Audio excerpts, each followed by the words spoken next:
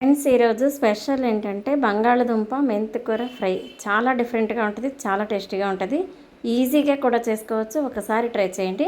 ఇలా బంగాళదుంపల్ని సన్నగా ముక్కలు కట్ చేసుకొని నీళ్ళల్లో ఉప్పేసుకొని ఆ నీళ్ళల్లో ముక్కలు వేసేసుకోవాలి.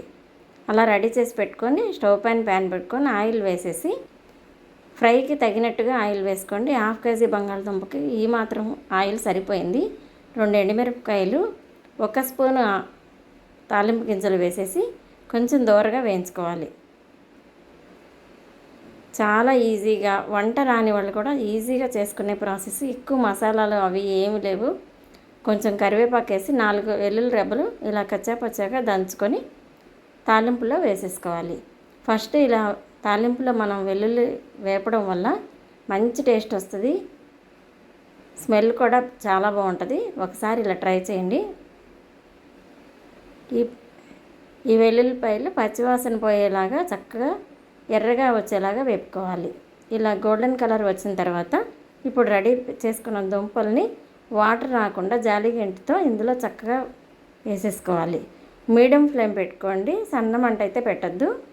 సన్న మంట పెడితే దుంపలు మెత్తగా అయిపోతాయి. అందువల్ల మీడియం ఫ్లేమ్ అయితే చక్కగా క్రిస్పీగా వేగుతాయి.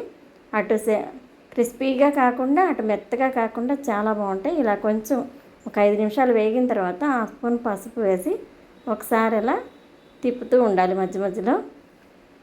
ఇవి తిప్పకుండా అలాగే వదిలేస్తే మాడిపోతూ ఉంటాయి కదా, అందుకోసమని మధ్య మధ్యలో తిప్పుతూనే ఉండాలి.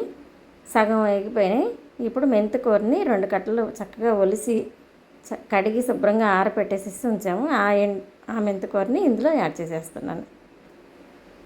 ఆకుకూరలు తినని వాళ్ళు కూడా ఇలా చేసి పెడితే ఇష్టంగా తింటారు. మెంతికూర బ్లడ్ తక్కువ ఉన్న వాళ్ళకి బ్లడ్ పడడానికైతే మంచిగా ఉపయోగపడుతుంది.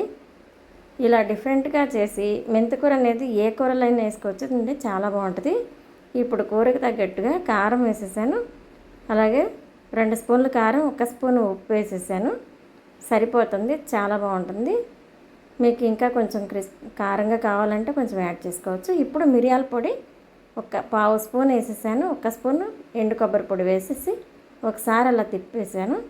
కూర అయితే రెడీ అయిపోయింది. ఎమ్మి టేస్ట్గా ఉంది. ఎలా ఉందో లైక్ చేయండి, షేర్ చేయండి, సబ్స్క్రైబ్ చేయడం అయితే మర్చిపోకండి.